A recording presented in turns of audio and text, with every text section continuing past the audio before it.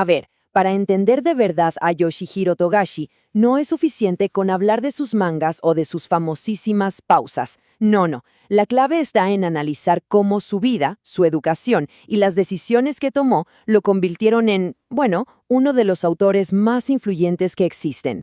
Y es que aquí es donde todo se vuelve súper interesante, ¿no? Porque tenemos esta gran paradoja.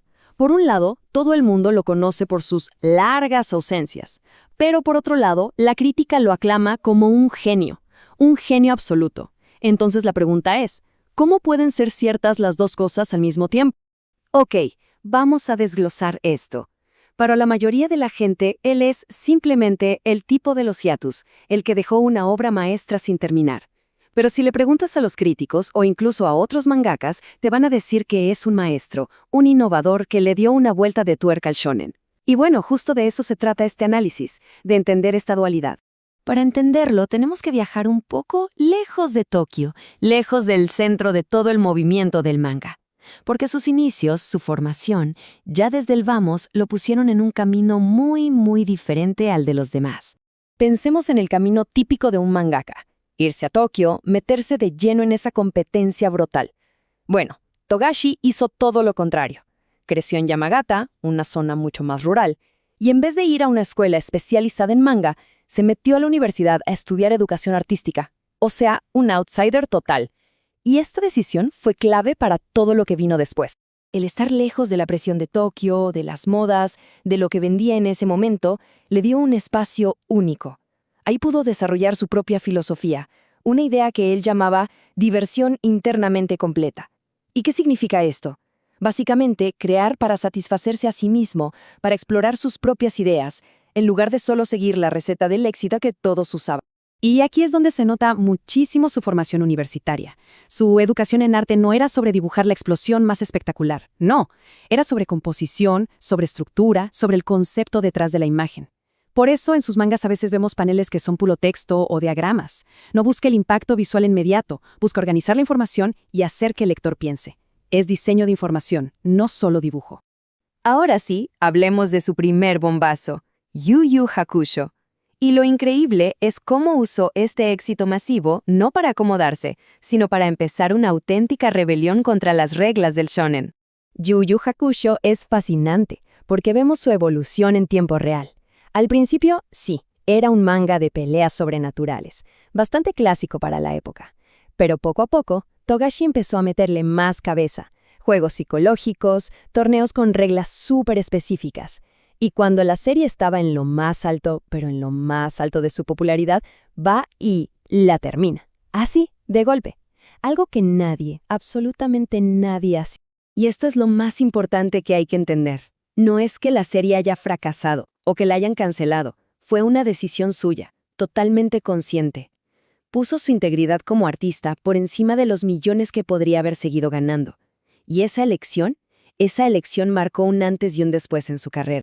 Y justo en ese momento de cambio llega el año 1999, un año que también va a ser fundamental en su vida porque se casa con Naoko Takeuchi, sí, la creadora de Sailor Moon, nada más y nada menos. Imagínense esto, se juntan dos de los mangakas más exitosos de la historia. El resultado, más allá de lo personal, es una libertad económica absoluta. De repente, Togashi ya no necesitaba dibujar para pagar las cuentas. Podía darse el lujo de dibujar solo cuando tuviera algo que decir. Y esa libertad, esa red de seguridad, fue el trampolín para lo que sería su experimento más grande y ambicioso. Y con esa libertad total, llegamos a Hunter x Hunter, su obra maestra. Pero llamarla solo una historia o un manga se queda corto. Es un gigantesco experimento intelectual. Aquí es donde Togashi introduce un concepto que lo cambia todo, el consumo de pensamiento. ¿Qué es esto? Miren, él ya no quiere que el lector sea un espectador pasivo que solo disfruta de la acción. No, él exige que el lector se involucre, que piense, que se rompa la cabeza tratando de entender sistemas de poder complejos, reglas, motivaciones. El placer ya no está en ver el golpe, sino en entender por qué ese golpe fue posible. Es un disfrute que viene del esfuerzo. Por eso, en el fondo, Hunter x Hunter no es la típica historia de héroes contra villanos, para nada. Es un enorme ¿qué pasaría si? Es un experimento que busca responder a la pregunta de qué manera las reglas de un sistema dictan cómo se comportan las personas. Y lo vemos en cada arco de la historia que funciona como un caso de estudio. El arco de Yorknew, por ejemplo, es un análisis brutal sobre la economía y la violencia. El de las hormigas quimera, bueno, es una exploración filosófica sobre qué nos hace humanos. Y el arco de la elección es, básicamente, una crítica súper inteligente a cómo funcionan la democracia y el poder. Ok, entonces, ¿cuál es el resultado de todo esto?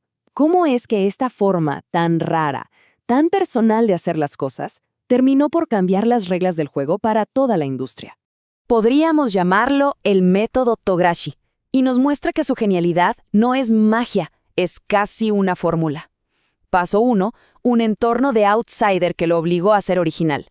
Paso 2, una educación formal que le enseñó a pensar en estructuras.